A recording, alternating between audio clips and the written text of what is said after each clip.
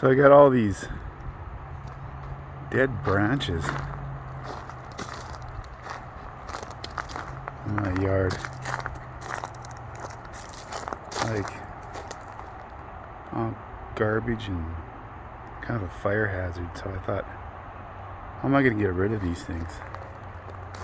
So what I did is I went and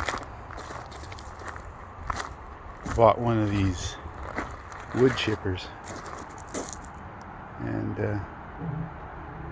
I've chipped a few already. This is what comes out.